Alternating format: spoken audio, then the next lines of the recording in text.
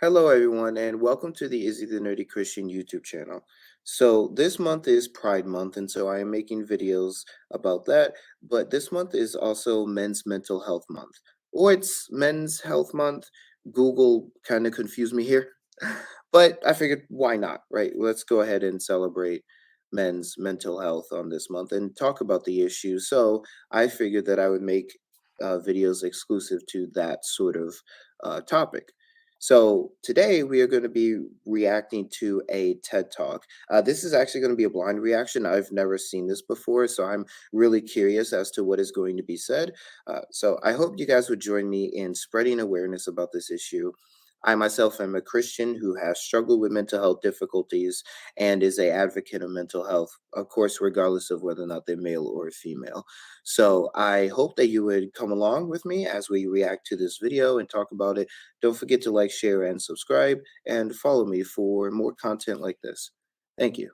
All right, guys, let's talk about this.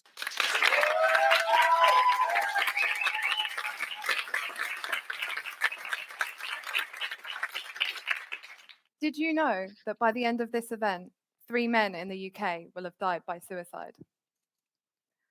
I can still remember exactly where I was when my dad called me to tell me that they found my uncle. He had taken his life, and it had taken 3 weeks to find his body. Mm.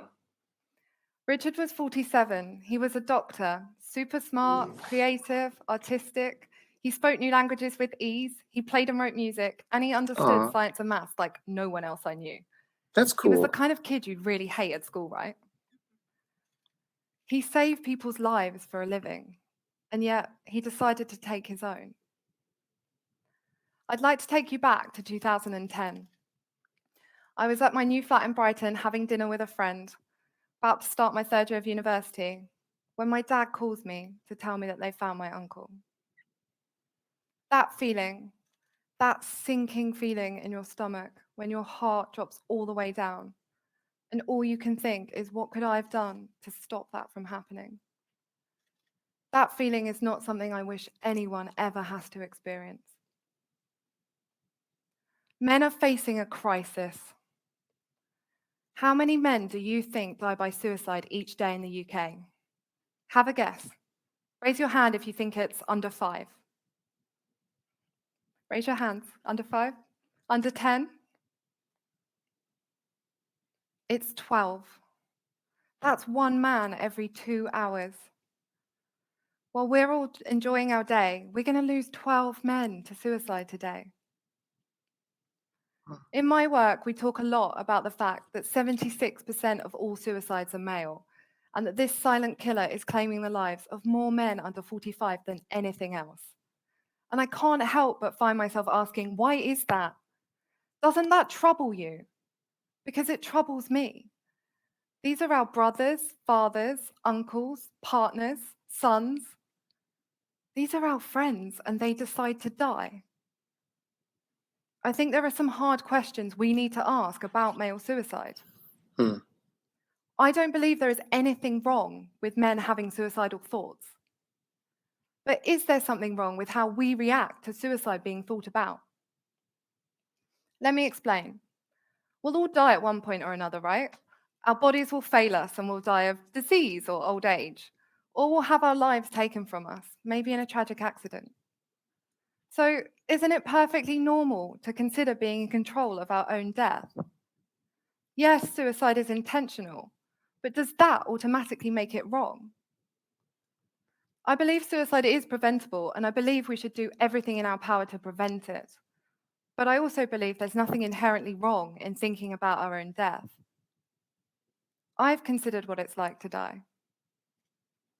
I'd like to ask you all to close your eyes just for a minute. I promise nothing scary will happen if you close your eyes. Sure enough. Now raise your hands if you've ever had a really bad day that's left you feeling maybe stressed or upset. Okay, keep your eyes closed and keep your hands raised if that bad day or bad week or bad month has ever led you to think about harming yourself or taking your own life.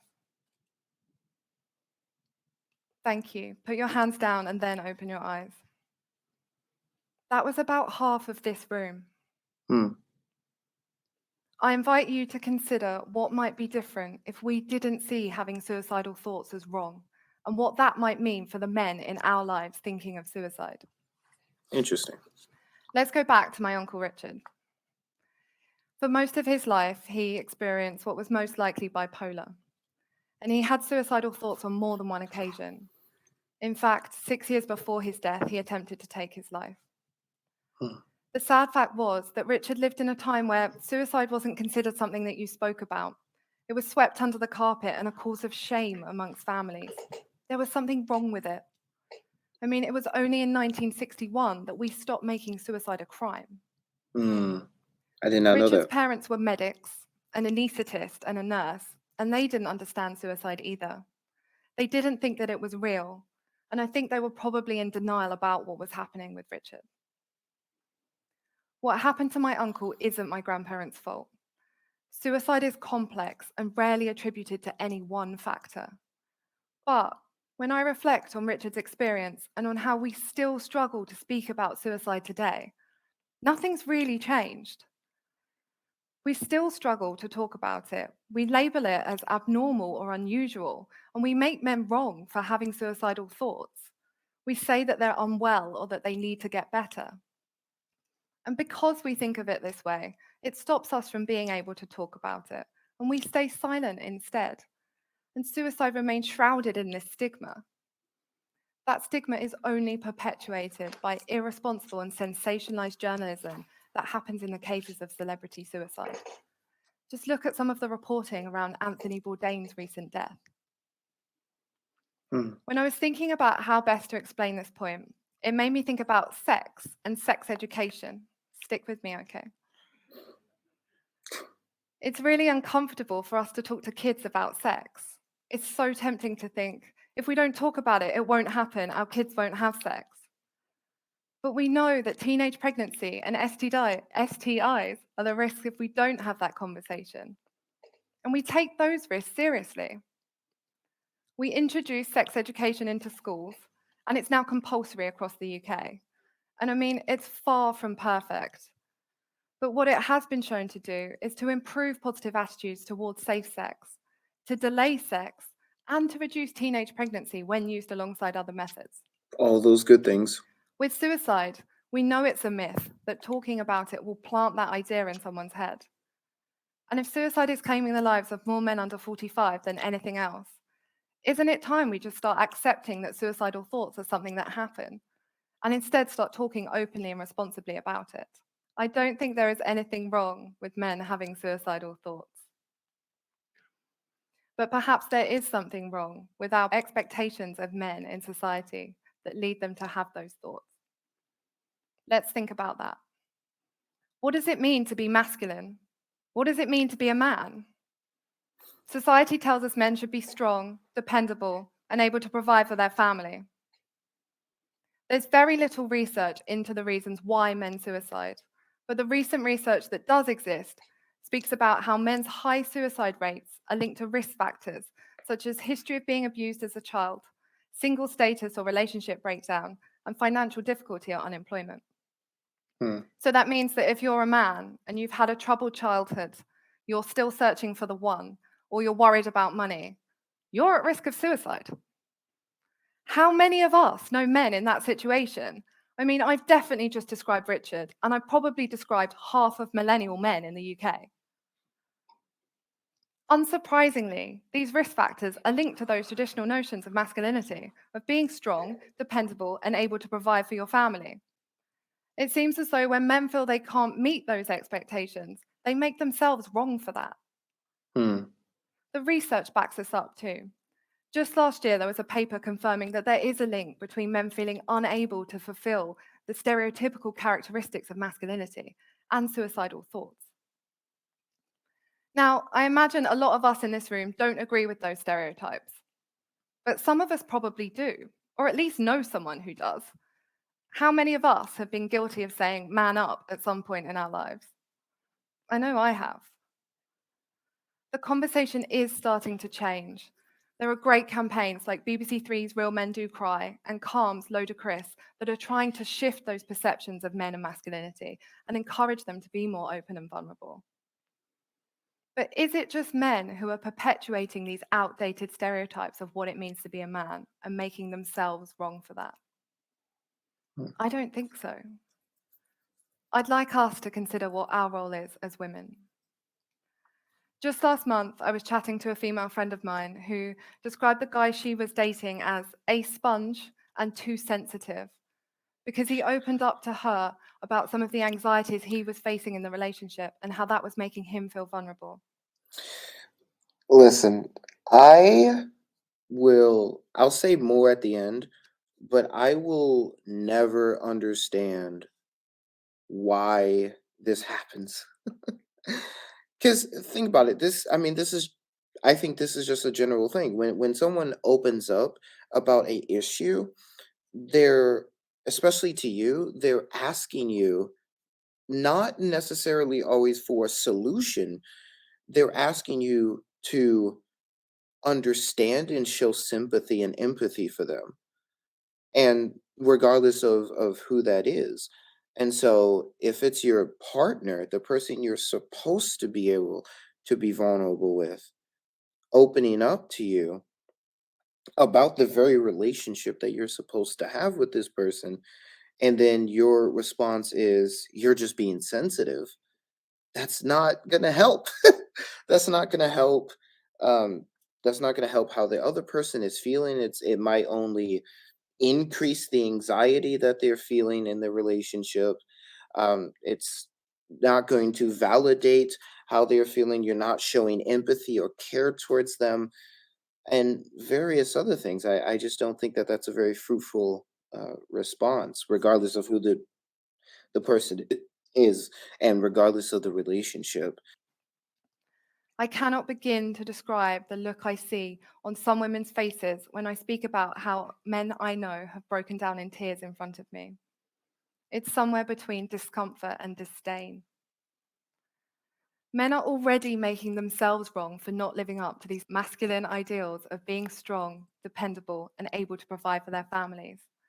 They're already shaming themselves for that. Are we compounding the problem by making men wrong and shaming them for demonstrating those open and vulnerable behaviors that we say we want them to show us? Are we making men wrong for breaking out of these rigid stereotypes and for just being fully human?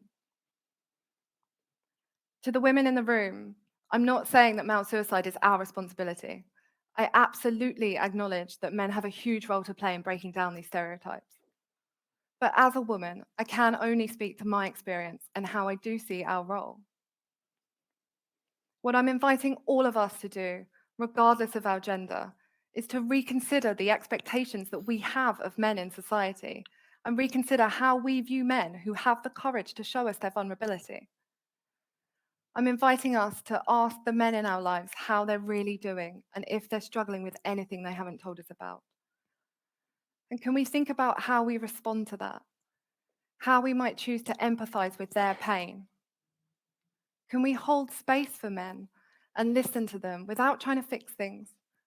Tell them that we love them and that it's okay for them to feel however they're feeling.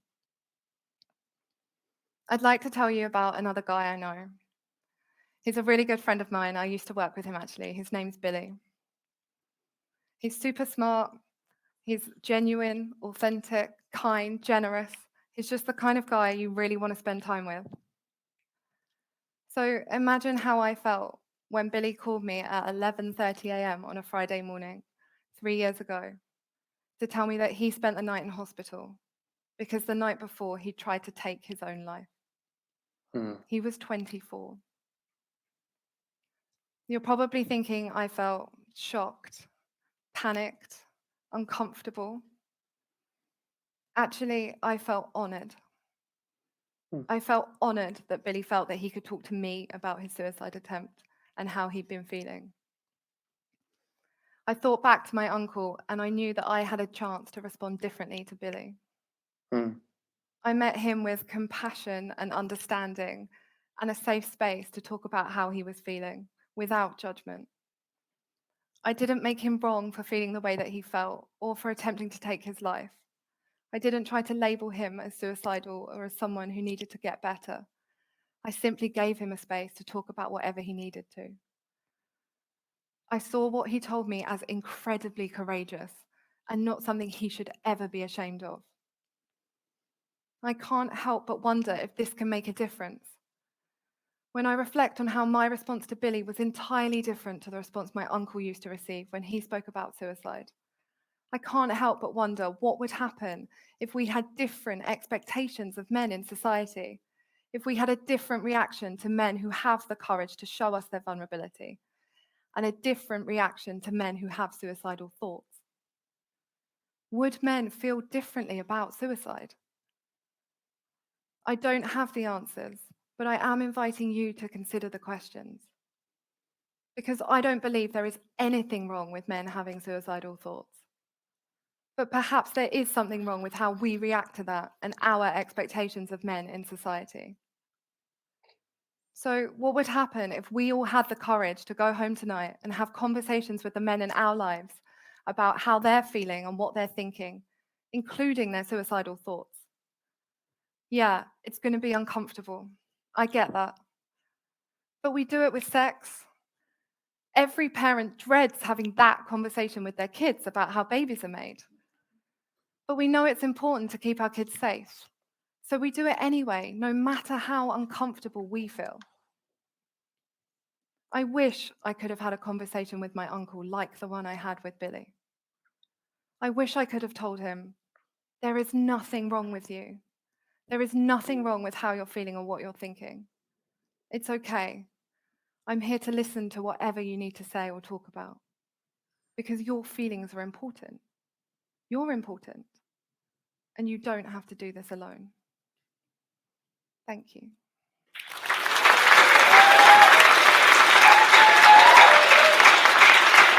Yeah, I would say that as a Christian and as a male, I would have to agree.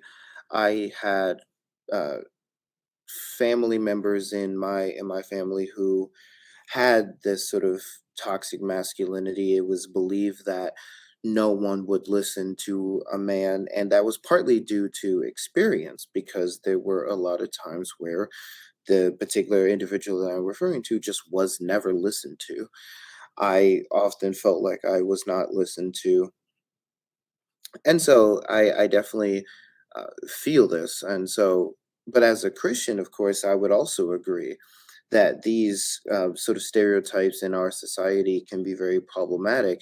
And even as a complementarian who would agree that that God has given us roles, gender roles, I would agree still because I recognize, for example, that men can cry, right? Just look how emotional Jeremiah was, the prophet, right? Jesus wept, right? It's the shortest verse in English in our Bible is in the Gospel of John, and it says Jesus wept. Paul was obviously a very emotional person. So I would agree there for sure. Men can cry. It's okay for men to cry. Of course, these men in the Bible were also vulnerable and such, and it's okay to have women be providers and things like that. If you look, for example, in our holy book in Proverbs 31, you have the guy taking the more passive role in this situation, and the woman is the one who is actually working, being a phenomenal mother, phenomenal wife, and so on. So I think that we can definitely have that conversation about how social stigma and even within Christian culture, social stigma is potentially causing problems for men and their role in that as well as women's role in that as well. I experience a little bit. I've often been called gay throughout my life because of the way I move my hands sometimes, the fact that I spoke properly amidst, black people who were speaking a little differently than me. Of course, that's a different conversation. And but I was also considered gay for being open and vulnerable because that's seen as a feminine trait. And so if a male is taking on feminine characteristics, they're viewed as gay. And then that is often followed by disdain, mockery, or humiliation and other things. So I have definitely experienced those kinds of stigmas and how problematic it can be in some way. Not to an extreme or anything like that, but certainly bullying, cyberbullying, and things like that. So it would be nice if we could be a little bit more proactive in how we understand men and women working together in society, and having extremely rigid rules. Again, even as a Christian, even as a soft complementarian, I would have to agree would be a lot better than what we have seen over the years. So this was a really good conversation. I hope that this helps. I definitely want to spread awareness, and I think need to spread awareness about this issue, especially as someone who has been facing my own difficulties in the last 3 years. So I hope this helps. Again, don't forget to like, share, and subscribe, and follow me so you can see more content like this. Thank you so much. And regardless of whether or not you're Christian or not, your mental health matters. You matter. And I want to be at least a presence online who is there for you and advocating for you. And I want you to understand that it is okay. It is definitely okay. It's okay to struggle. It's okay to be vulnerable, and your feelings and your emotions are understandable, and we should be able to sympathize with those, and the people around you should be able to sympathize with those too. One other thing that I thought was interesting is that she said it repeatedly, right? That it's okay to have suicidal thoughts. And I would also agree. So I can talk about it from a secular point, kind of a Christian point. I think from a secular viewpoint, of course, you could say that, well, as he says, right? People think about dying, right? It's okay to think about your death. Death is often something that is scary, especially for someone who wants control in their life. So, how do you deal with death? Because death is something that's inevitable and something that you can't control. Well, wouldn't it be amazing if you could? What if you could control your own death? And so I think that is just a thought, a stream of thought that could definitely like lead to suicidal thoughts, and that's very understandable, as she points out. But even just thinking about, if passing away in a tragic car accident or something else, that's something that we think about, and I think that's definitely okay. And and from a Christian perspective, of course, I think that Christians have often demonized suicide and things like that, but I think that that's probably a problematic approach. And I would say, too, even from a Christian perspective, that it is okay to think about that. There's a lot of talk, of course, about death and even the death of our heroes of the faith in the biblical text. So I don't, in that sense, I don't see that as a issue. So, guys, I really hope this helps. Please go find someone who you're able to be vulnerable with. And of course, comment down below if you feel the need to express yourself in any given way. Just make sure that the conversations, of course, are virtuous and good, and your comments are good, but feel the need to say whatever you have to say in the comments below. With that said, thank you guys so much for watching. I really hope this helps. Don't forget to like, share, and subscribe, and follow me for more content like this, because there is going to be more content like this in the future in this month. So thank you again. Thank you for stopping by, and I will see you next time.